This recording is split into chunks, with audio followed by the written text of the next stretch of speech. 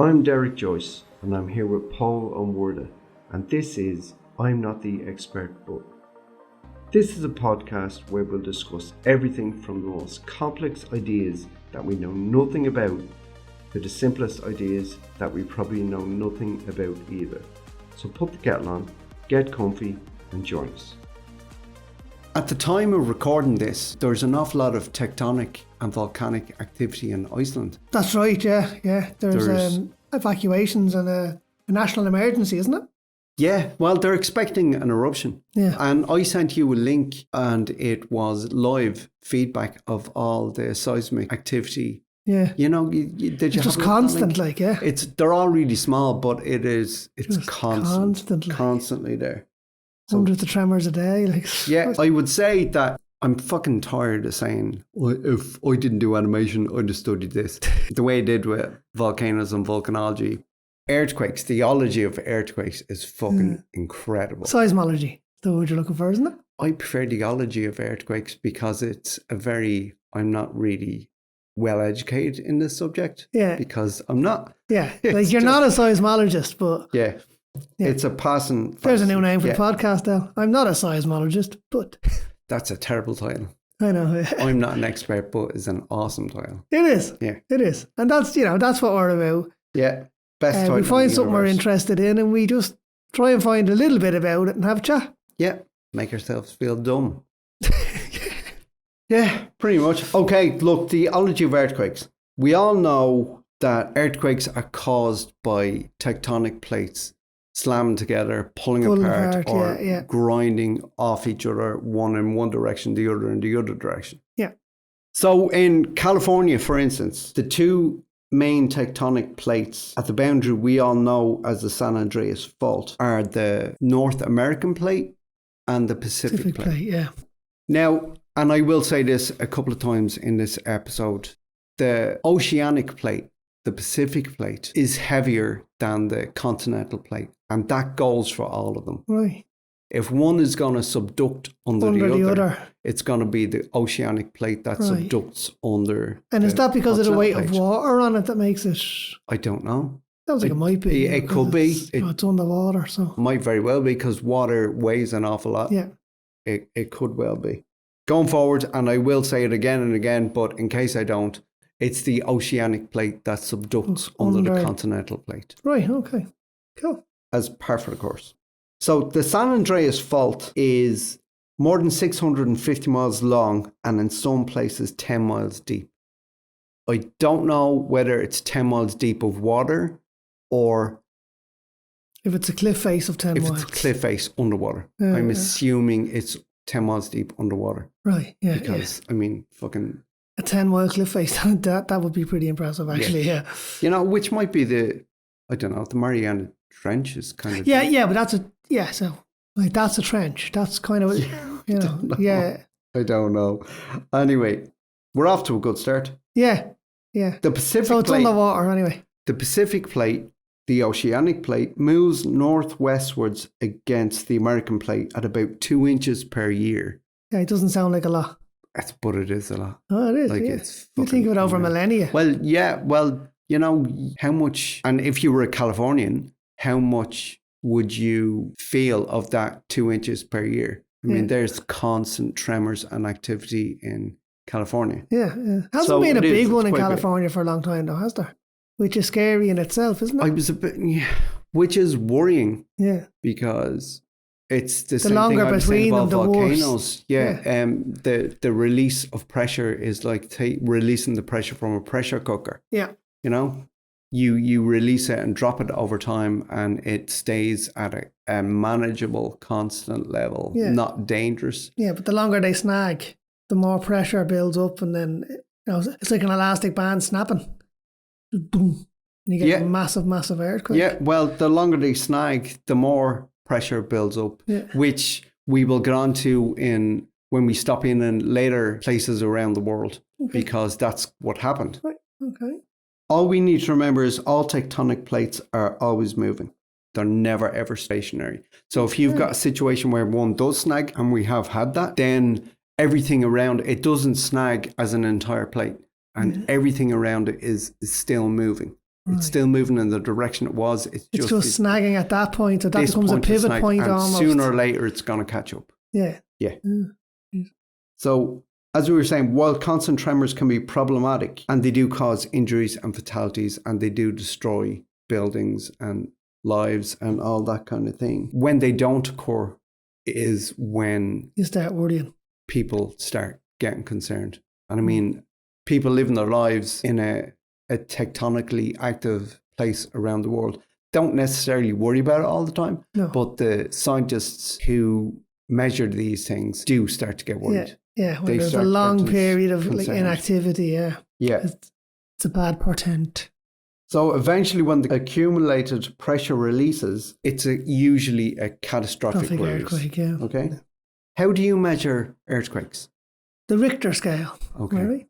Yeah, and I only found this out. It's not the Richter scale anymore. Is it not? No.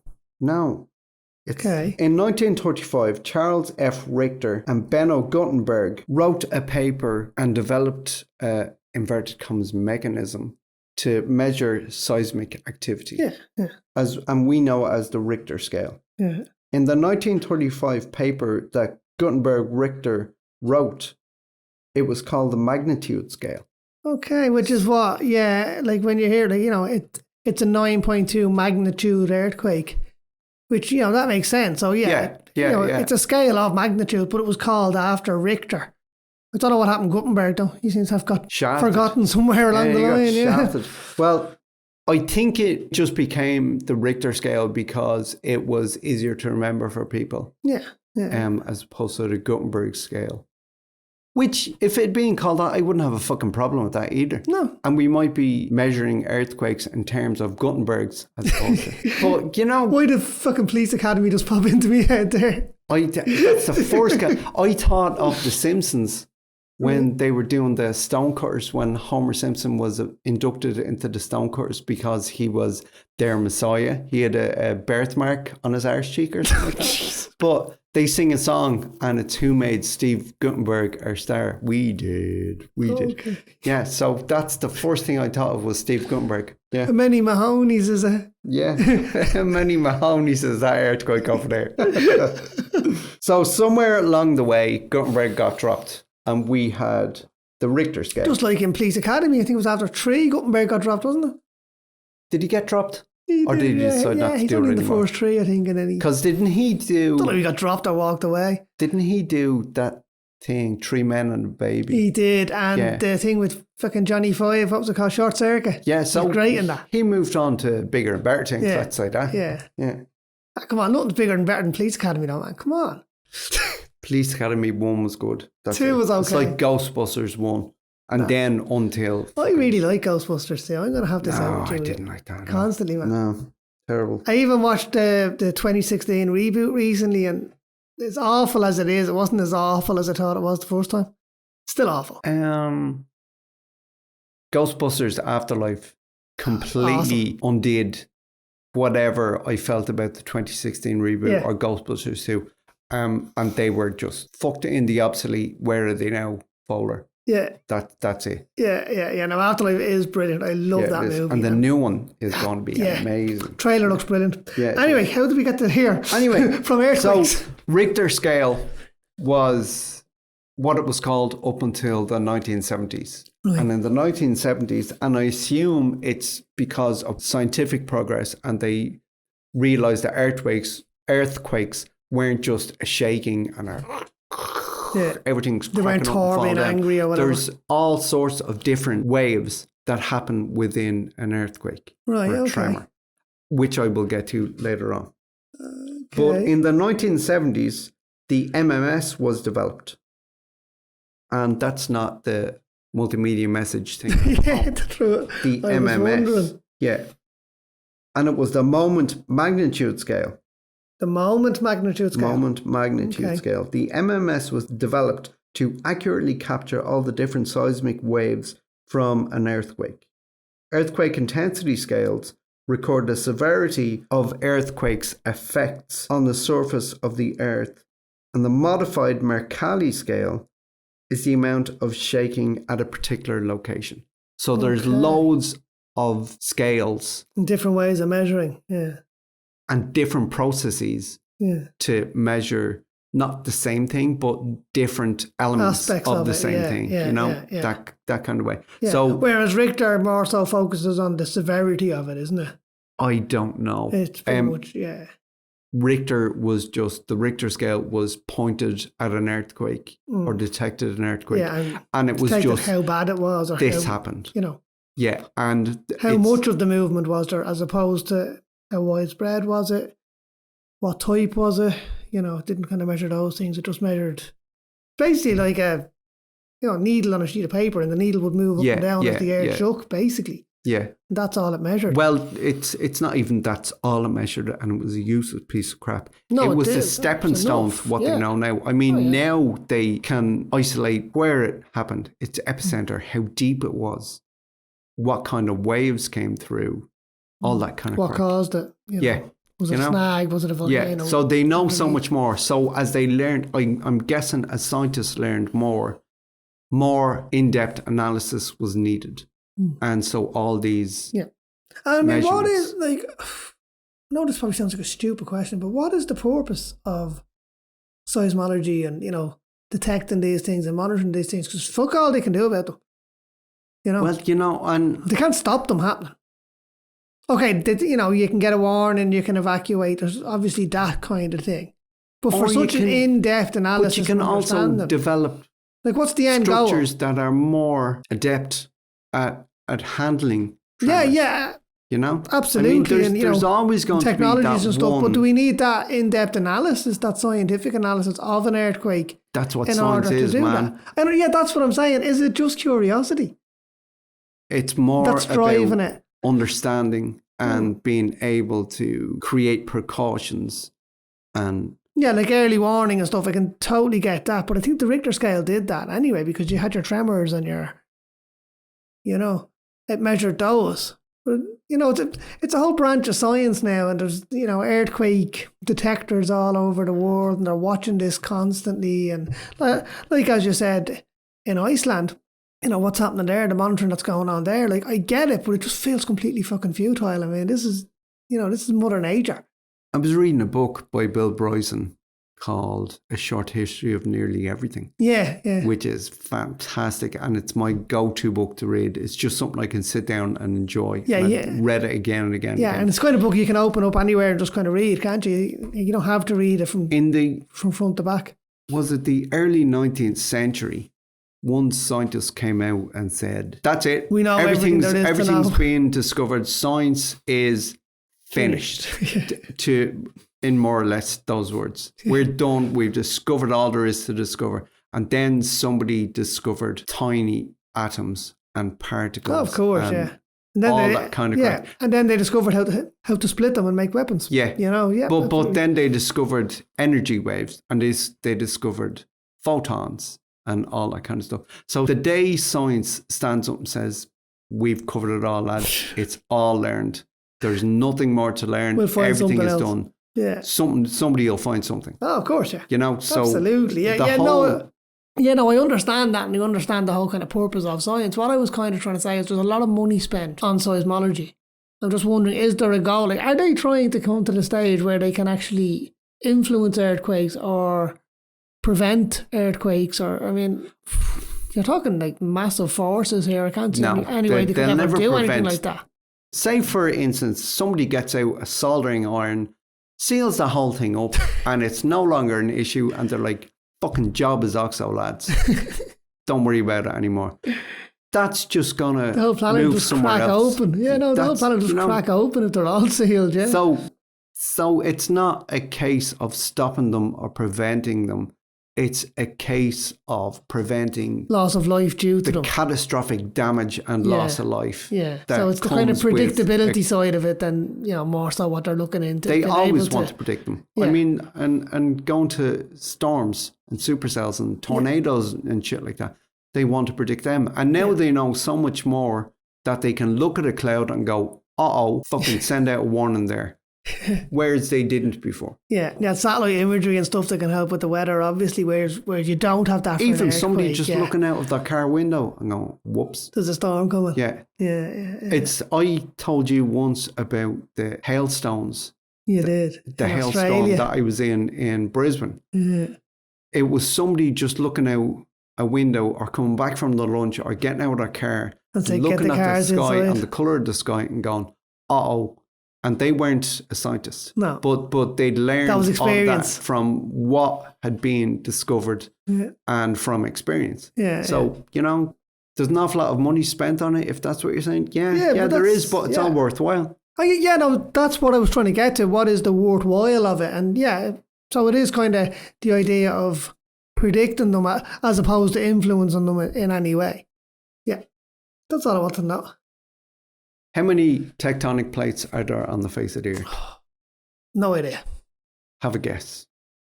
Start. 12, I've given 14. you 2. So start with the North American and the Pacific plate and work your way west. Right, I'm assuming each continent is on a single plate.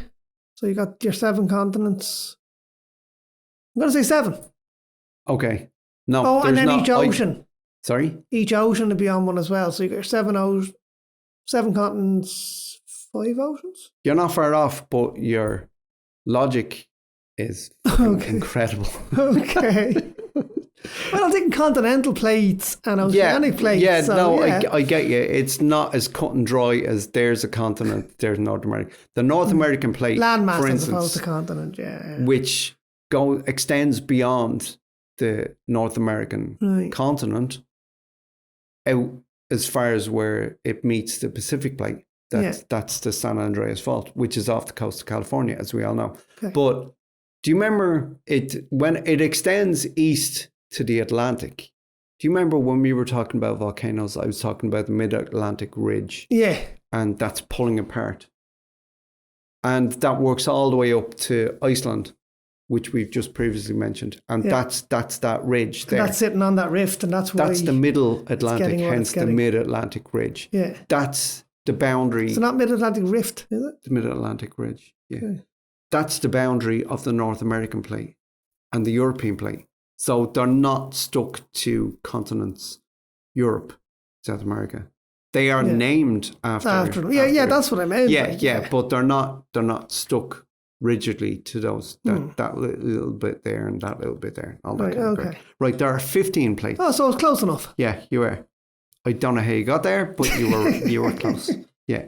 There's the Pacific plate, the Philippine Sea plate, the Australian plate, Indian, Arabian plates, Eurasian, African plates, North American, South American, and below the South American plate there's a small plate called the Scotia plate. Oh, right. Which is between the Antarctic plate Falklands and the South and the American Antarctic, plate. I don't know if it's around the Falklands. It is, as far as I know, it's around that way. Yeah, it might be. Then there's the Nazca plate, the Nazca plate, the Caucasus plate, the Caribbean plate, the Juan de Fuca plate. The what now? Juan, Juan, Juan de Fuca plate. Juan de Fuca? Is just up off the US, is up clustered around the meeting points of the North American plate and the Pacific plate. Okay. And then there's the Antarctic plate. There's no northern Arctic plate. Okay. There's an Antarctic plate. So what does the Arctic sit on? Like, I'm assuming it. Well, everything sits on a plate, so that's on the North Atlantic plate. It's a joining of lots of them. Yeah. Okay. Nice. So yeah, there you go. So so the Arctic sits on a number of plates. Is that I didn't have a look. I didn't get a top-down look at the Earth and all the tectonic plates. I couldn't find one, but I just know I didn't see an Arctic plate. The way I saw an Antarctic I'm just wondering plate. if it's sitting on, on the intersection of several plates, then I would imagine it's a pretty volatile area. Well, maybe it's just sitting on one that kind of sits over the top of it. Yeah, the North I don't know, but all I saw was the Antarctic plate is fucking huge. Yeah. It's fucking enormous. Okay. Staying in California, San Francisco. In 1906, there was a magnitude 7.9 earthquake which struck on April the 18th, 1906 at 5:13 a.m. San Francisco was fucking destroyed. Yeah. It killed an estimated 3,000 people which, they you know, call that as the big tragic one, as don't it they, or is, something? that's in the history books. Yeah, they call it the big one, yeah. And they're expecting another one. Yeah, because but you know, they're always. It's prudent to expect the big one if you live in a big one area. When we were kids, there was a big one in South Africa, mid-80s, or South Africa, did I just say? San Francisco. Yeah, there was. It was the mid-80s, 1989. 89, was it? Yeah. I will get there in a couple of minutes. Sorry. Yeah, no, you're all right. There was. I remember that, yeah. Yeah, and I can't think of any since. Like, major. Been a couple of, you know. There's always a couple. Minor, and I say minor, there was loss of life, like. Yeah.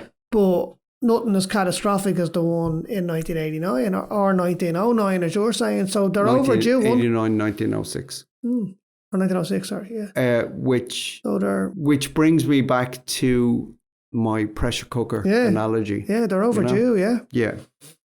It killed in 1906, it killed an estimated 3,000 people and was caused by a slip of about 270 mile long segment of the San Andreas Fault. Right, okay.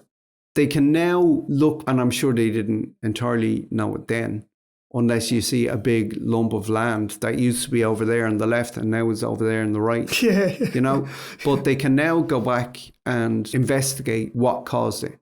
Okay. Which will bring me back to all the things I was saying to you about the processes that have come in since the Richter scale became.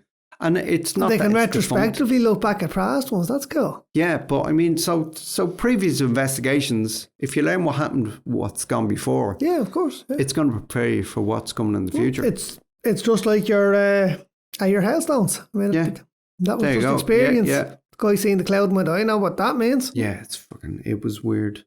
It was weird. One day we'll get to something about hailstones in one of our podcasts. No, we did, and the weather one, we did talk about it, didn't we? Yeah, it's fucking nuts. Yeah. We did, yeah. They had to bring the cars inside into the rec room, didn't they? Yeah. I remember telling you about that. Yeah. Mad. So shockwaves in the 1906 earthquake were felt from Oregon to LA. Okay, now, American geography's not great, but Oregon's kind of Midwest, isn't it? It's middle America. Yeah. As a friend of mine calls it, flyover country. Flyover country. Yeah. You fly over going from one, you know. Yeah. From one coast to the other. Yeah, and then LA is obviously on the coast. Like, that's mad. That's a huge... Nuts. Yeah, well, I mean, the plates have loads of fractures that branch off into the North American plate. So you get those kind of quakes going along those fractures almost. Yeah. It's like when you look, when something's cracked and you look at it, there's always little arms reaching off it. Yeah. You can visualise that then, in 1906, buildings weren't earthquake proof. They were Victorian and mostly wooden. Right. Never actually understood that, the Americans' fascination with building their houses and stuff out of wood. Even now, like, it's all kind of metal framed wood houses. Materials? I'm not sure. And it's, you know, it's obviously got climate as well. You know what I mean? They don't get as cold and wet as we do, by and large. And we're building our houses out of stone and brick, and, you know. But it was just something that fascinated me when I was over there. Like, fabulous looking houses, don't get me wrong, like gorgeous houses, but they're all made of wood. You know, it's unusual. Yeah. Well, it's unusual when you've been brought up in a concrete jungle, you know. Yeah. Well, you know, maybe the whole concrete jungle answered the question you were asking. You know. Now, don't get me wrong, they're inner cities. They have, you know, metals and concretes and shit. Aluminium siding as well is another thing they're mad for, covering their rooms and that. Aluminum siding. Yeah. It's aluminium, Dale. I know. Jesus, the chemical element is known as aluminium, for fuck's sake. But they're just into that. What's the word I'm looking for? Where you put something on the fascia. A facade. No. Yes, but no. I can't think of the name of it. Okay, if you can't think of the name of it, it's a facade. Yeah. Yeah. Okay. Right. Yeah, you know what I'm talking about. Anyway, okay. You know. So, because the earthquake had ruptured most water mains, and we're back in 1906, firefighters were unable to contain the fires that subsequently broke out because of the earthquake and because double whammy of the wooden Victorian houses and not earthquake proof and all that kind of shit. Fires broke out and all hell broke loose. Yeah. Basically. Now, I was looking a little bit into kind of earthquake proofing and stuff, places like Tokyo and in Los Angeles as well. And It's absolutely fascinating. Now, I haven't got enough on it to talk at length about it, but it's fascinating, some of the stuff that they come up with, like essentially shock absorbers in the foundations of buildings. Which like, is fucking... giant springs, like. What an idea, that. Yeah, great idea, like, yeah. And they've tried, now I'm not sure whether they've actually ever really succeeded in this, but in making rubberized kind of steel. So it's as hard and durable as steel, but has the kind of flexibility and what's the word I'm looking for? Kind of bounce back ability, if you will, of rubber. You know, they have made advances in that, and it is used in skyscrapers and stuff, but it's not where they want it to be. Like, it's just kind of more flexible steel, basically. Yeah. But they're trying to make that kind of rubberized kind of, you know, so it's almost like, you know, vulcanized rubber, but it's as strong as steel. If you come up with a formula for that, there you'd be a rich man. Yeah. Very rich man. Well, don't look at me. It's like Scotty in Star Trek with his what was it called? Transparent aluminum. Okay. But you know what they made all the windows and view screens in Star Trek out of. Yeah. Okay. Right. Okay. There you go. But, okay. Yes. So that is the holy grail that they're looking for in an earthquake proof one, anyway. Well, that's another thing about what's the point in looking into it? How are they going to prevent it? They're never going to stop it. All these technological advances that no, it all comes from that. All where it comes from. Knowledge that is of the goal. earthquakes That's is what where I was it kind comes of from. getting at. Yeah. It's not like a scientific branch that wants to change earthquakes or affect earthquakes. It's just to understand them so we can better live with them, I suppose. You know. Yeah, and so they can fight them, firefight them, so they can create precautions. Yeah. Again, 1906. You keep fucking dragging me off. Have you got something against 1906? No. Or San Francisco? Yeah. Okay. No, I'd actually love to go to San Francisco. It's okay. Sorry, San Franciscoans. Oh, you've been there as well. Is there anywhere you haven't been there? Loads of places I haven't been. You're so well travelled, man. Nah. You're only 5 years older than me. And come here, I've done a fair bit of travelling before I had kids. But there's nowhere near to the scale of travel you've done. Nah, I got the bug. I've said countries. before, I got the travel bug from my dad. Yeah. I've never lived outside Dublin, ever. Like, okay. I've always tried. I haven't lived outside Blanchardstown since I was 6 years of age. Like, Jesus. Fucking hell, man. Firestorms developed citywide in San Francisco in 1906, post-earthquake. At 7 a.m., the US Army troops reported to the Hall of Justice. Mayor E.E. Schmitz issued a shoot-to-kill order for anyone found looting. Isn't that nuts? Yeah, well, I mean... To avoid cases of mistaken identity, a dusk till dawn curfew was also issued. So if you're out after dusk... You're a looter. Fucking dead. You're getting shot. Yeah. Think of a few lads who could have done with that treatment. Yeah. But anyway. Not going to go there. With significant aftershocks, firefighters and troops had a tough time fighting the citywide inferno. They often dynamited whole city blocks to create firewalls. Jesus. So you know when you've got firefighters, bush firefighters they actually burn more and they do a burn of a strip to create a fire break. It was kind of like that. Yeah. But they were doing it in city blocks though. Yeah, they Jesus blow stuff Christ. up. Yeah. Don't think you get away with that now. It's not that big. It's not that big. It's from what? From the McDonald's at the O'Connell Bridge end to the end of the GPO. That's technically not that big, man. It's big enough though. It's fucking big enough if it's your shop or house that's on it. You know what I mean? That's true. Yeah. I don't think you get away with that now, would you? I don't know. We're just going to burn down. We're just going to burn down Henry Street to stop, the rest of the city burning down. I don't know. They might, it's not all made of fucking wood. No, that's true as well. On April 20th, thousands of refugees evacuated from the bottom of Van Ness Avenue. Van Nuys. What did I say? Van Ness. Fucking Vanessa Avenue. Van Nuys. Yeah. Having been trapped there by massive fires. So these people, this fire was fucking coming and they had no way out. Isn't that fucking insane? Fuck. Jesus Christ. Not a nice way to go.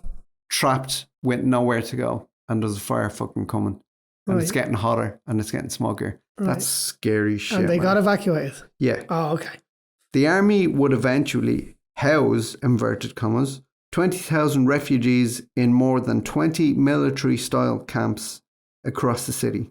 Jeez. By the 23rd of April, most fires were out, 3,000 were dead, and almost 30,000 buildings were destroyed, including most of the city's homes and nearly all of the CBD of the central business district. That's nuts, isn't it? Fucking nuts. So they had... That's San Francisco. Yeah. They had a fucking... I always think of San Francisco being like an old city, like when you see it in movies and stuff. Well, you know... It has the old... So they must have rebuilt it back pretty much exactly as it was. Well, it's still kind of old. You know, no, but if this happened in 1906... Look to it, I always thought. The old street cars and stuff, you know, they look...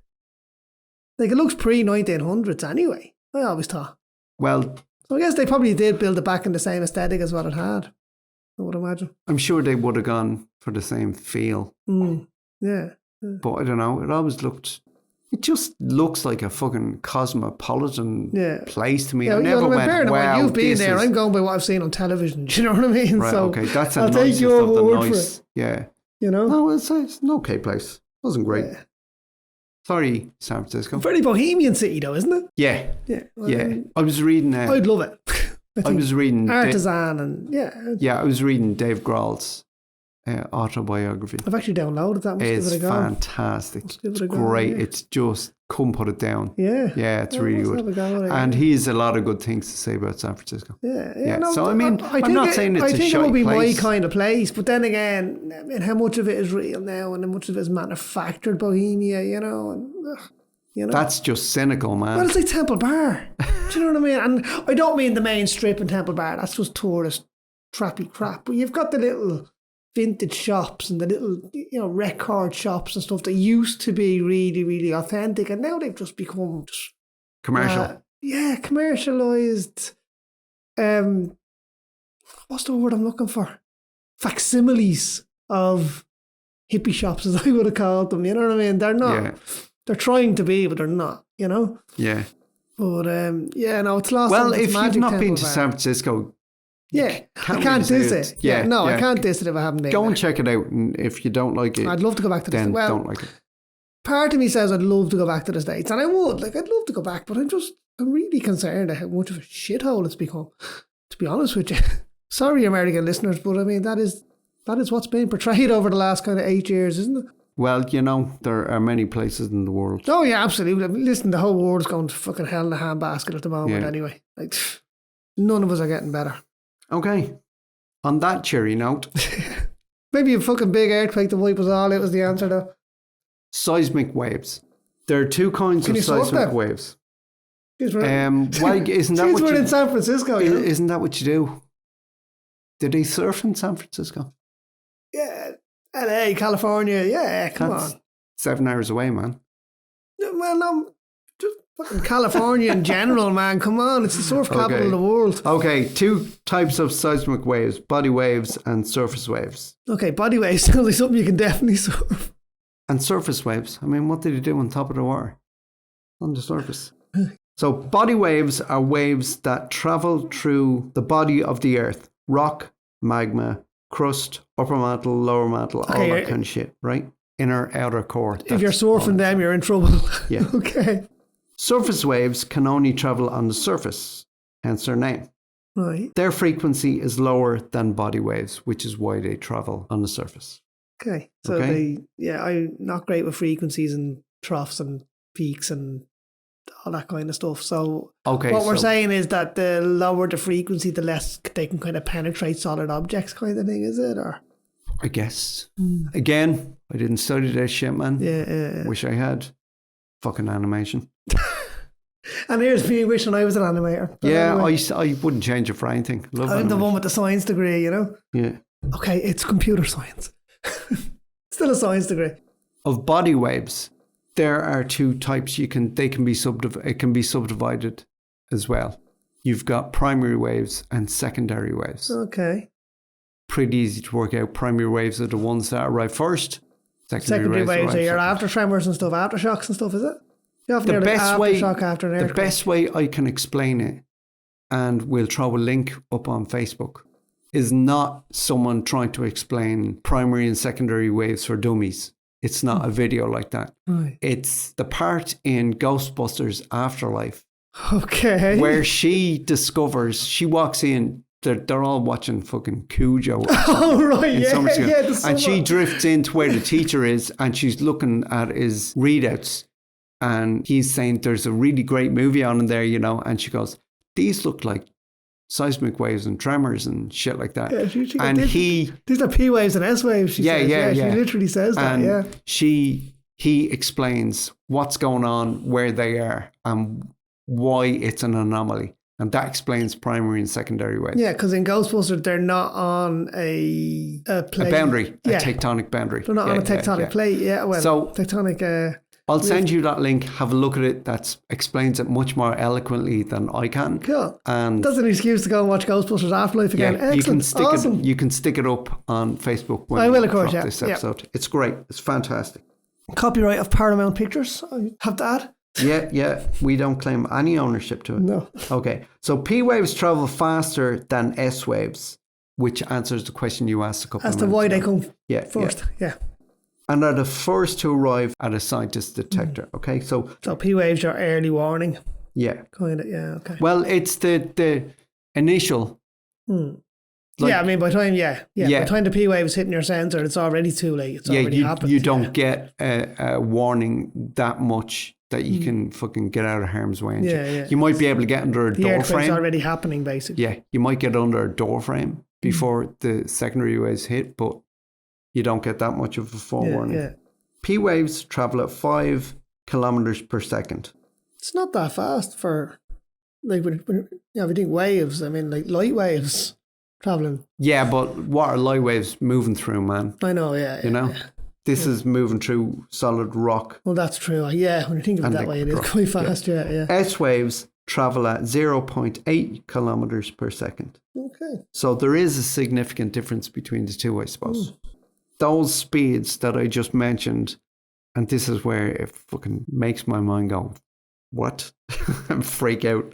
Those waves depend on what they're traveling through. Yeah. Is it liquid?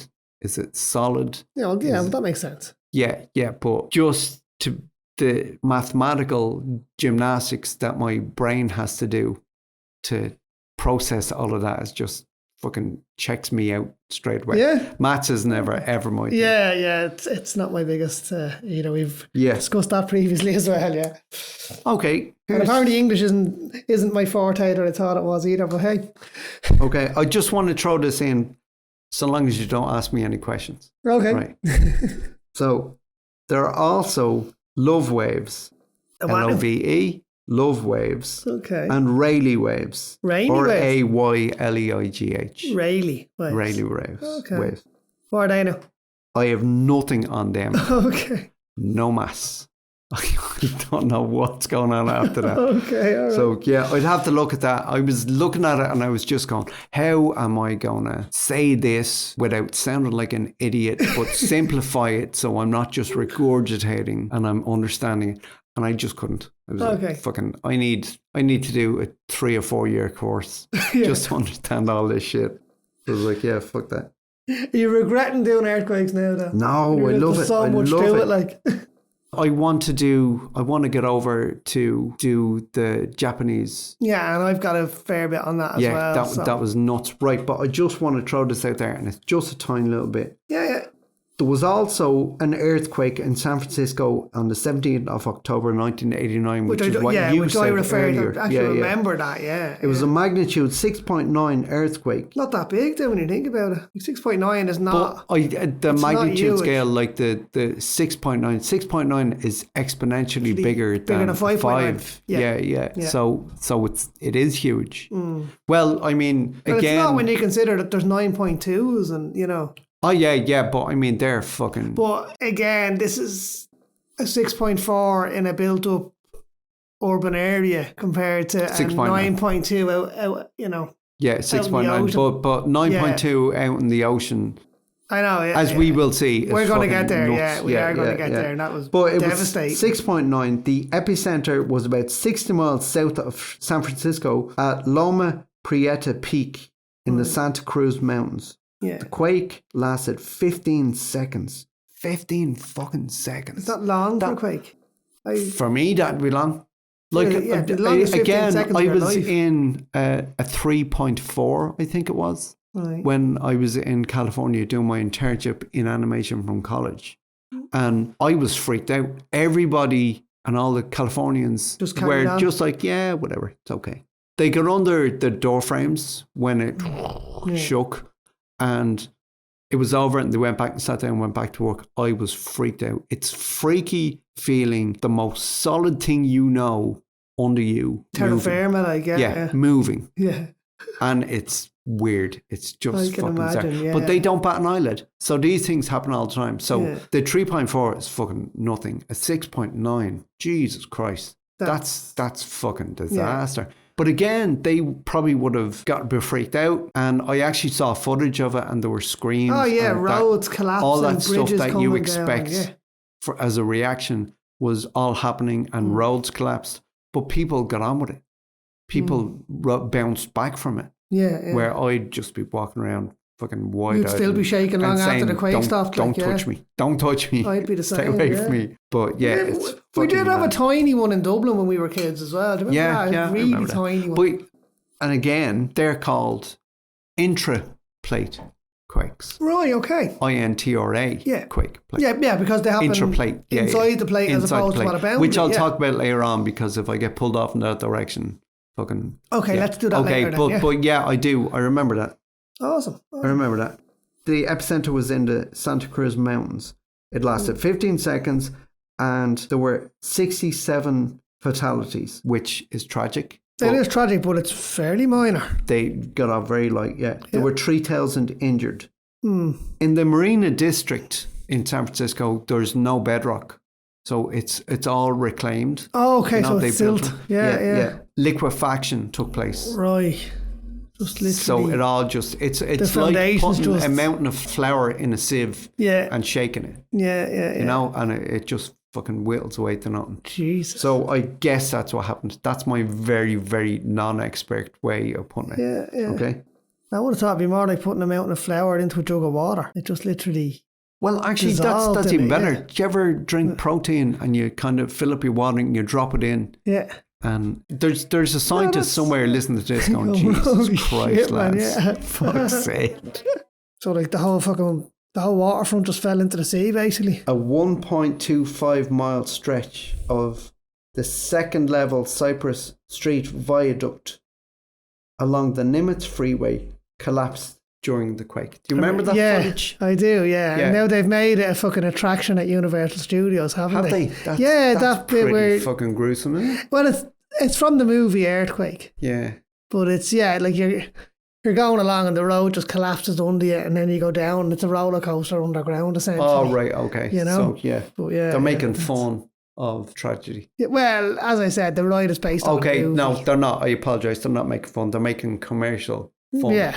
Right, But okay. as I said, the ride is based on the movie, not necessarily the yeah. actual event. So In the event in 1989, I said 67 fatalities. you said, yeah. 42 of those died when the upper level of the motorway collapsed onto down the onto lower the bottom level, yeah. And I saw footage of a car just before the collapse, and it collapsed and the car dove in, Yeah.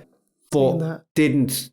A tanker truck as well, or is that from the movie? But it dove in, but didn't fall all the way. It kind of bounced and was left up half out on the other side. Right, The yeah. driver of that car had died, but his passenger Passengers. was critically injured but survived. Okay. That must have been fucking insane. Yeah. Jesus. Fucking insane. So yeah, 1906, 1989.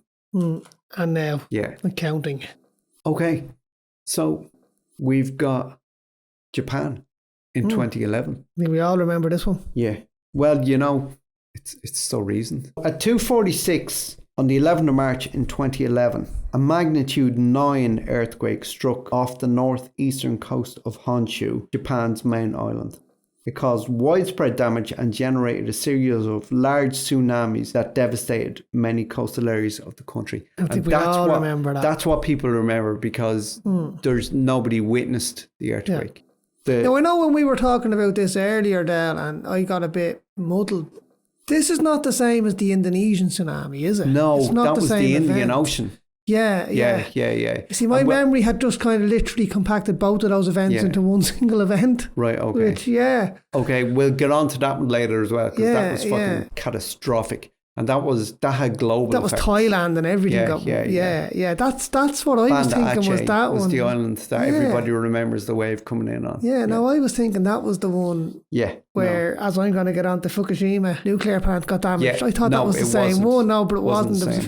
It was, a few years apart, wasn't it? 2008 and 2011. I think so. That was it. 2004. 2004, was that long ago? 2004. Coming up on 20 years. Yeah, and I should have known that immediately, because I was only home from Australia. Go away. And it's not, I nearly missed it, man. But I was only home from Australia and recovering from the trauma of being home. Of being home. Yeah, literally. And then that happened, and it was just fucking hell, man. What the fuck? Went on for days. But this, not that it went one on part, for days. on a Monday, and then it was, but it was a global impactor. Yeah. And we'll get on to that later. Yeah. In Japan, the earthquake's epicenter was located 80 miles east of Sendai and Miyagi prefectures. And a prefecture... I was going to ask you, what's it like, a kind of council area, is it? Or I had to look it up.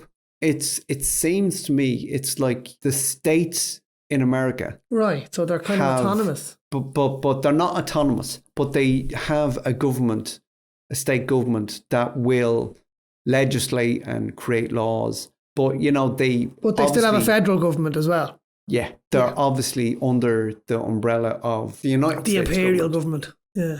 The United States government, and I think that's the way prefectures work. Okay, so it's a state essentially. Okay. Yeah, which is, I could be wrong, but if I'm wrong, do let me know. But that's the impression I got. Cool. It happened 80 miles off the east coast of Sendai and Miyagi prefectures. It occurred along a stretch of the subduction zone at a depth of 18.6 miles below the seafloor. So that's below water, below the seafloor, into below the the earth. Silt and shit. Yeah. So you're down into the earth. Yeah. Into bedrock, yeah. A part of the subduction zone, approximately 190 miles long, lurched 164 feet to the east-southeast and was thrust upward at 33 feet, so 10 meters. Yeah, and that's where your giant wave is generated then. You're pushing that. Yeah, because it's displaced that body the of water is being pushed it's up. all being displaced. Yeah, and it's happening so quickly. And it's got to... Water being water has to level itself out, so the wave moves outwards. Yeah. It was felt as far away as Russia and China. Jeez. So, geographically, you might just look at a map half and go, world, there's basically. fucking Russia and there's fucking China. But that's a long way away. Yeah, that's half the fucking world. Yeah. Well, not half the world, but you know what I mean. The March the 11th quake was the strongest to hit the region since records began in the late 19th century. And it was later revealed, and this part just fucking flipped me out.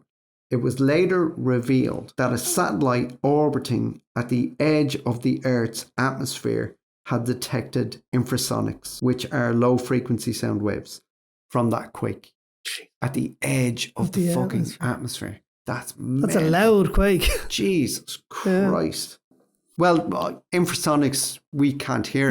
No, we can't hear. But it's sound. That's it was sound waves that were generated by it, though. The planet must have rung like a bell. Yeah.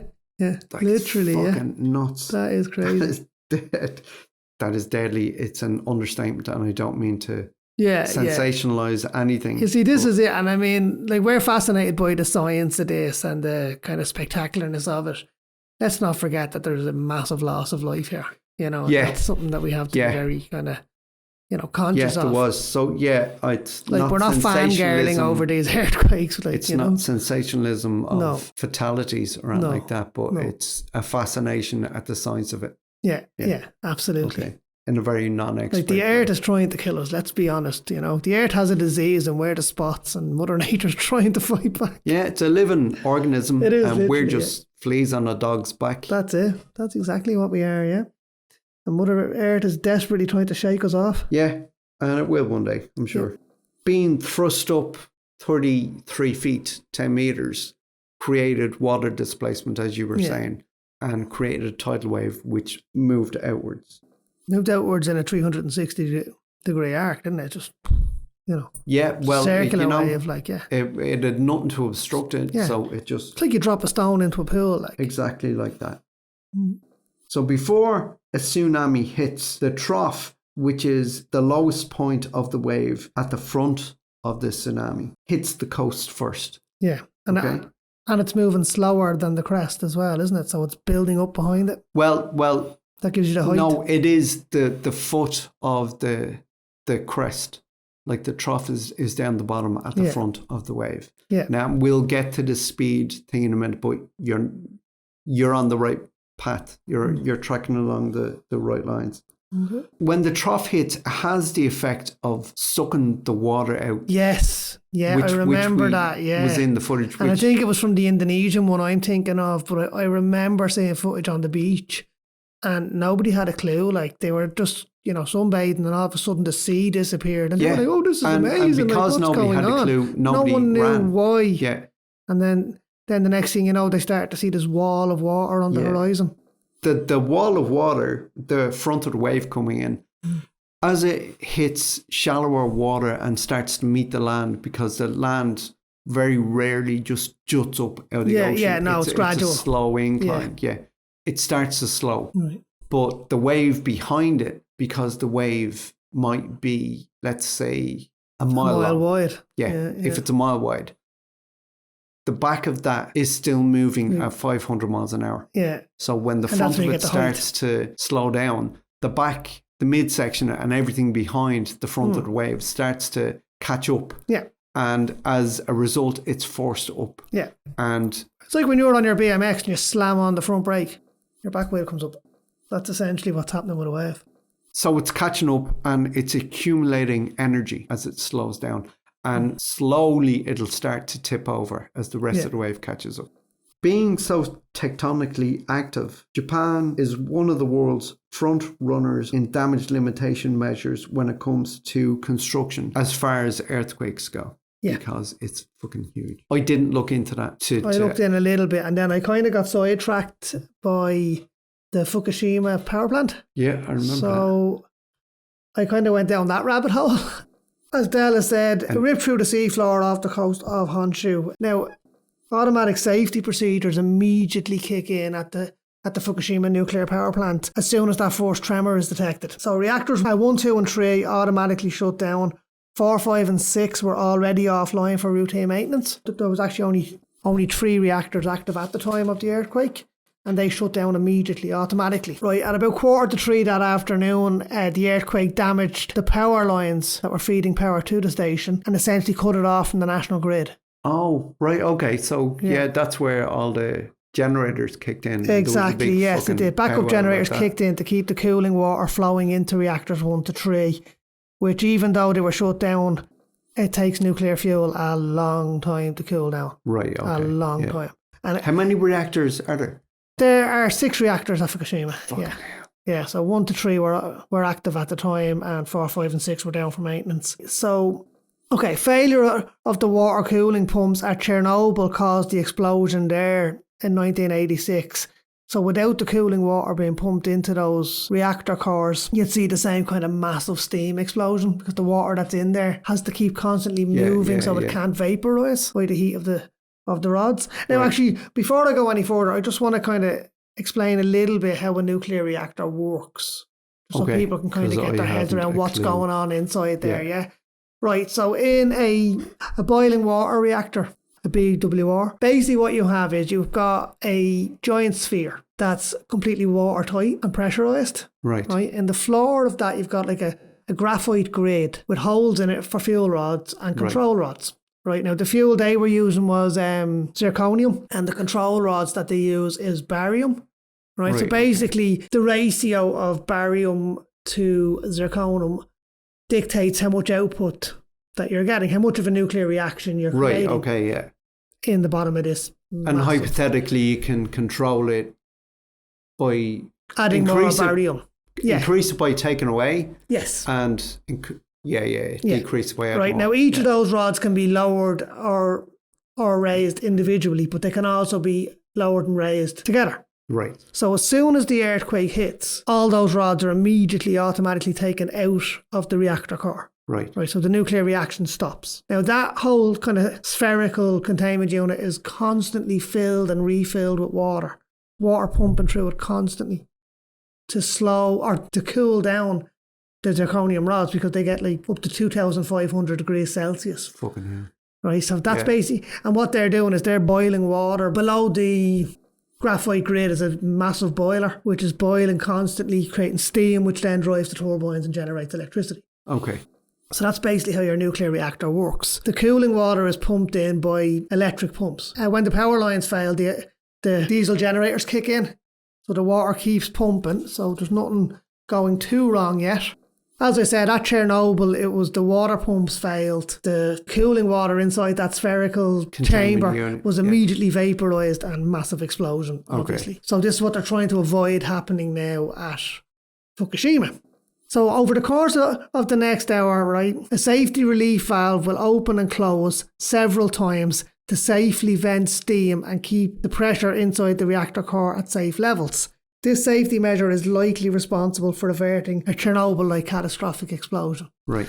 Right. So then by 3:30 then, the fourth tsunami hits the 19-foot seawall, which surrounds and protects Fukushima nuclear power plant. The fourth tsunami hits, it's about 10 feet high, I think. The seawall does its job. Everybody breathes a massive sigh of relief and they think, whew, that's it, we're over the worst of it, we're sorted, we're grand, we'll get the power back on and everything will be fine. By 3:33, steam continues to build up to dangerous levels in reactor core 1. The safety release valve prevented an explosion, but the temperature inside the reactor is steadily climbing because of the failure of the emergency condenser system. So basically what turns kind of steam back into water inside that cooling system, that's now failed. Right. So they've no way to kind of circulate the cooling water. Concern is rising, but as long as the safety relief valve keeps letting out that steam, they should be able to fend off a massive explosion. They begin to breathe a sigh of relief and believing that the first tsunami was the worst of it and that they're going to be okay. And everything is working exactly as it should, bar the condenser, which is a minor kind of thing, you know. Right, yeah. Right, so then at 3:38, the first backup generator fails. And how many have they got? There's 6. Right, okay. Right, but all but one of them are underground.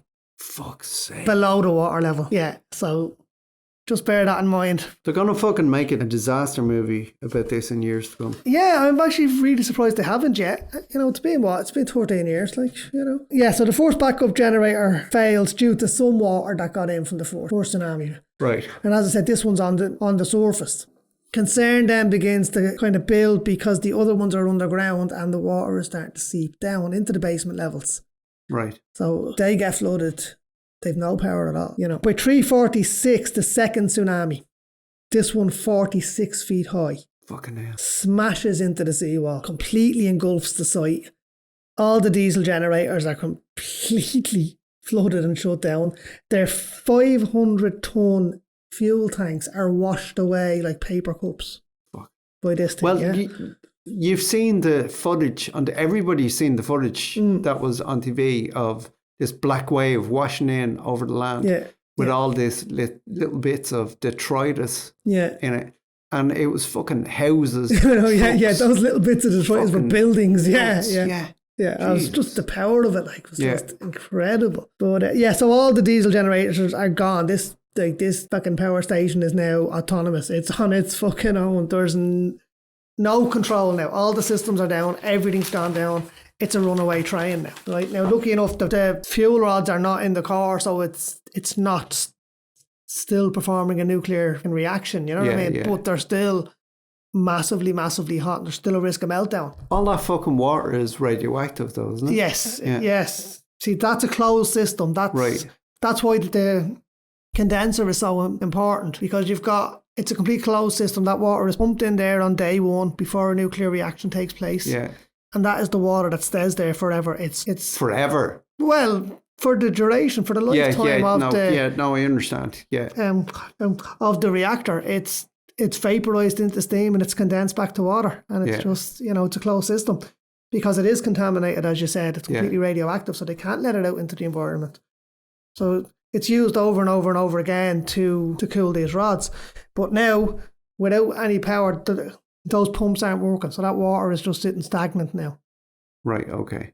Okay, so the rods are out, so a nuclear reaction is no longer taking place, but they're still seriously, seriously hot. They're like over 2,000 degrees hot. Yeah. And they're getting hotter. Right, okay. Right? You know, they do continue to heat up even after reaction has stopped. And basically, like that dome is completely full of water. The rods are underwater, but that water is rapidly evaporating now. Right, okay. Because there's nothing to pump it out, you know. By 350, the water level has dropped below the kind of top level of the fuel rods. Right, okay. So these are now exposed fuel rods getting hotter, hotter, hotter. So meltdown is a real possibility now. By 6 p.m, fuel rods are completely now exposed to dry air. From top to bottom? Yeah, they're completely exposed now, right? Without water to radiate the heat into, the temperature inside the reactor spikes rapidly now. Right, it's going boom through the roof. At 6:18, power is restored to reactor 1 and cooling water begins to flow. But workers are still unaware of the massive boil-off of water inside the reactor. So the system pumps in the same volume of water that it pumps out. So the fuel rods are still exposed. So how are they fucking unaware? I'm not a scientist. Because they've no power. There's no sensors. There's no data. There's nothing. But, yeah, go on. Yeah, so they've got they've no way of knowing what's happening inside the reactor. Fucking common sense. Yeah, well, common sense would tell you, and you've been venting steam all afternoon. It would tell you that. That came from somewhere. Yeah, exactly. Okay.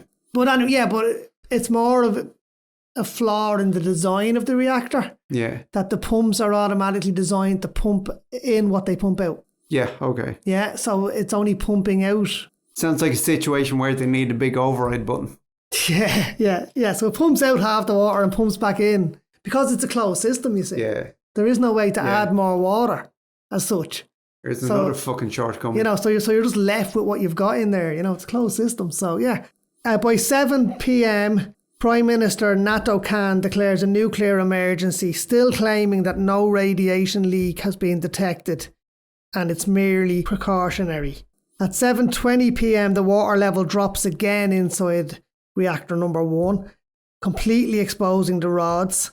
They begin to melt into a pool at the bottom of the dome. Now this is your nuclear meltdown now, because as soon as they go back in there and drip into that, what's the word I'm looking for? Graphite? Into that graphite grid, nuclear fission begins to happen again. Okay. You know, so you've got your nuclear reaction and it's now out of control because you've no way to take dripping metal. Or less in control than it was before, if it was ever in control. It's pretty much completely out of control now. You can't remove the rods now. They're fused. Yeah, exactly. All homes within a 2-kilometre radius are all evacuated. Everyone within a 6-kilometre radius is told to be prepared to evacuate if needed. Real concern now of a Chernobyl-type explosion as pressure inside reactor 1 reaches twice normal levels and continues to rise. Chernobyl-type explosion times 6? Times 3, anyway, for the 3 reactors, yeah, absolutely. I love this. This is just so Japanese. I love the Japanese, I have to say. Older workers are now offering to take the place of younger workers in case there's a disaster, because they've lived their lives. I saw an interview. And they want the younger lads to go home to their families, And that was class. Now, they refuse. Right. Everybody stays in situ. Nobody leaves. Which is also very Japanese. That kind of sense of duty. Which is also very human. It is very human as well, But that kind of sense of duty and stuff, nobody leaves. They stay where they are. At 2:45, emergency power to the core floodor system, the main emergency system for reactor 3, runs out. Right, so they've no power now in reactors 1 or 3. Okay. 3 a.m, fuel rods in reactor 3 are exposed and temperature immediately spikes. 5:30 a.m, pressure in reactor 1 is at critical levels. Explosion seems imminent. Fuck that. And I'm going to have to leave it there. I'll pick it up again in part 2. So see you there.